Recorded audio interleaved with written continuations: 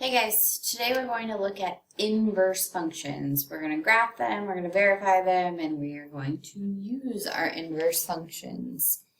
So, to find the equation of an inverse, first step, you're going to switch your x and your y. Then we're going to solve to get y by itself. So we go back to y equals. But instead of using y, once we get it by itself, we're going to use a symbol to indicate inverse. So that's either going to be y to the negative 1 power, called y inverse, or f to the negative 1 of x, which we read as f inverse of x. So first, we're going to find the inverse of y equals negative 3x plus 6. Graph the original and graph the inverse. Let's go ahead and graph the original. So negative 3x plus 6. You can graph this in one of two ways. You can remember that, okay, so negative 3x plus 6, that means my x-intercept is going to be at 6. And then I'm going to have a slope of negative 3. So I'm going to go down 3, right 1, down 3, right 1, down 3, right 1, and so on. Or you could make a table. So if you plug in 0, you would get 6 out. If you plug in negative 1, negative 3 times negative 1 is positive 3, plus 6, you would get 9. If you plug in positive 1, negative 3 times 1 plus 6 is 3, and so on. So you could pick out some points to put in the table there. Let's go ahead then and go through our process of finding the inverse. So the first step says to switch x and y. So I'm just going to write exactly as I see it, except I'm switching x and y. So x equals negative 3y plus 6. And then I'm going to get y by itself. So negative 3y equals x minus 6. Divide by negative 3. So y equals, I have negative 1/3 x. The negative 6 divided by negative 3 is positive 2. And so that's y inverse. Then there's my new function. So again, I can make a table here if I want to. Or I can start by graphing, knowing that I'm up at 2. And then I'm going down 1, right 3, down 1, right 3. Or I could go up 1, left 3. So I'm going to go ahead and draw lines through those.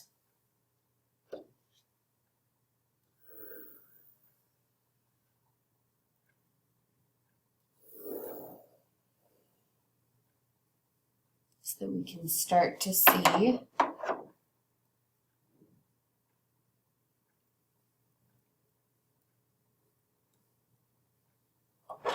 I'll put arrowheads on all of my ends here. So if I make a table here, well, I know that I have 2. No, I have 0, 2, sorry.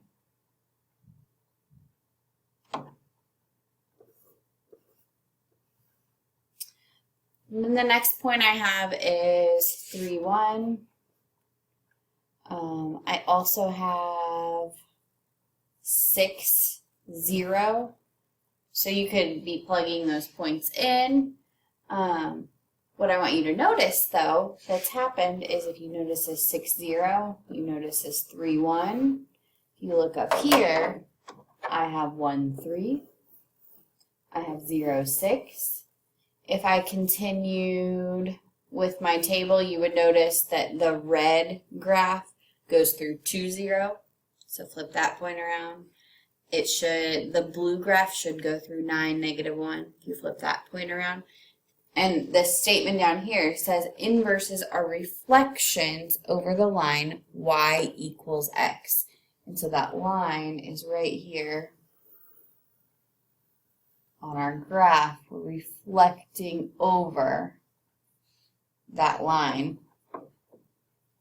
So those points switch their places since you switch the x and the y.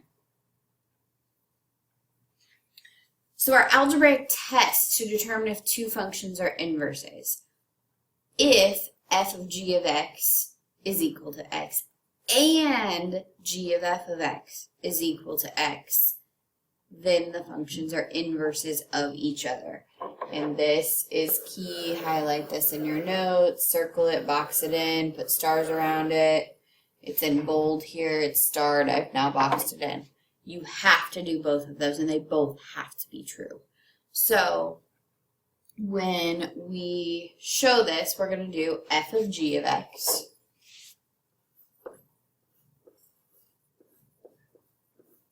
So that means everywhere I see an x in my f of x function, I'm going to put g of x in there. So negative 1/3 x plus 2 plus 6. So then I have negative 3 times negative 1/3. Negative 3 times negative 1/3 gives me a positive 1x. Negative 3 times 2 is minus 6 plus 6. The minus 6 plus 6 cancels out. That equals x. So, yes, that one works. All right, then we can check g of f of x. So everywhere I see an x in the g of x function, I'm going to replace with f of x. So negative 1/3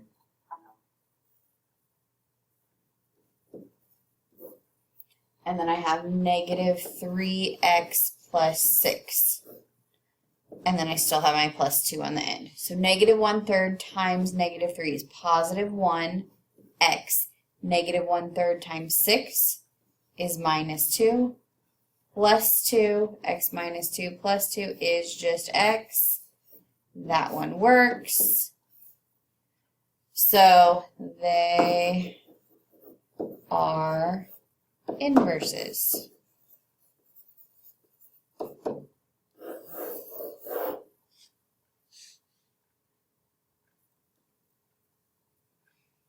Is the inverse of f of x, x squared minus 4, a function? So we want to determine whether or not the inverse of this function is a function. X squared minus 4 is a function. Let's take a step back and let's talk about something from Algebra 1. So, do you remember the vertical line test from Algebra 1 that told you if you draw a vertical line, you may have talked about putting your pencil up on the graph. If you draw a vertical line on your graph anywhere and it crosses your line more than one time or your graph more than one time, then it's not a function.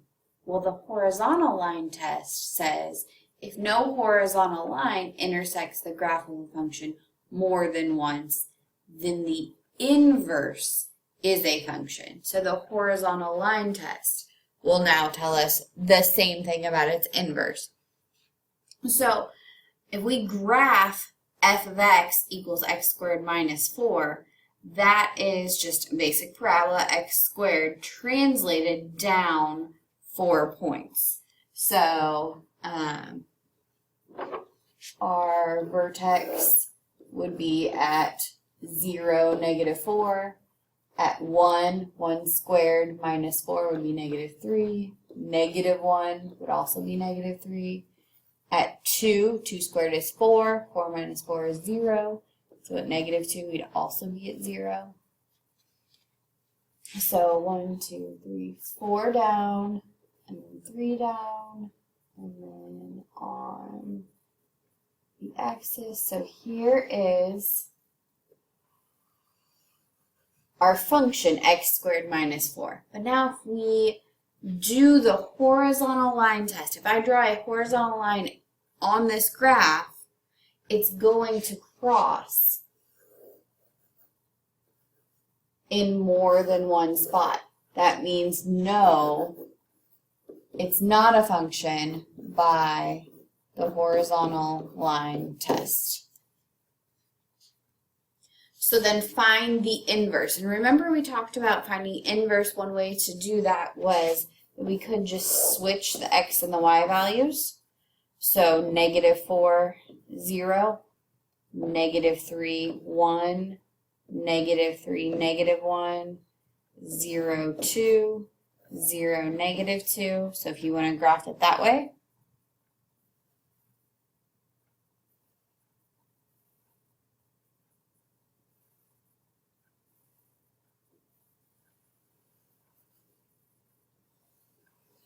You can see then that that inverse is not a function by the vertical line test either, because if you draw a vertical line there, it's going to cross in more than one spot.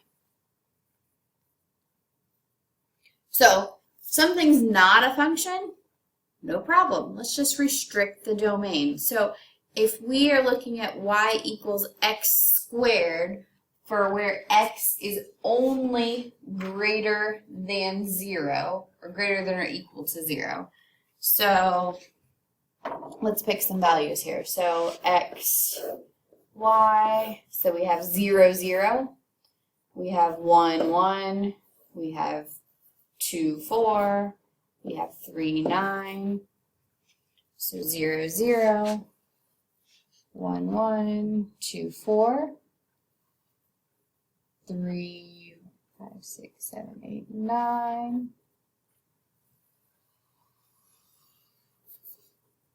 There's my x squared. So now the inverse of that, I'm going to change colors here so you can see. The inverse, I'm going to switch their places. So 0, 0, 1, 1 don't change, but I have 4, 2, 9, 3. So 0, 0, 1, 1, 4, 2, 9, 3. Looks like that. So, and our inverse of squaring something is to take the square root, and if you switch the x and the y there, you would find that same thing. So that's the square root of x. All right, example 5, this is a little bit different. So whenever we're dealing with the real world problems and we write the inverse function, we don't actually switch the places. We just solve for the other variable. So when we're talking graphing, we switch the x and the y. When we're writing the inverse with real world examples like this, we solve for the other variable. So I'm just going to get r by itself here.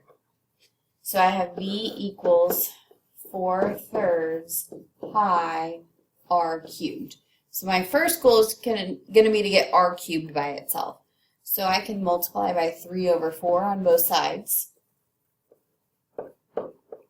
So I have 3v/4, or 3/4v, equals pi r cubed. I'm going to divide by pi on both sides. And since I divided by pi, that's the same as multiplying by 1/pi. That's going to put pi in this denominator. So 3v/4 pi is equal to r cubed.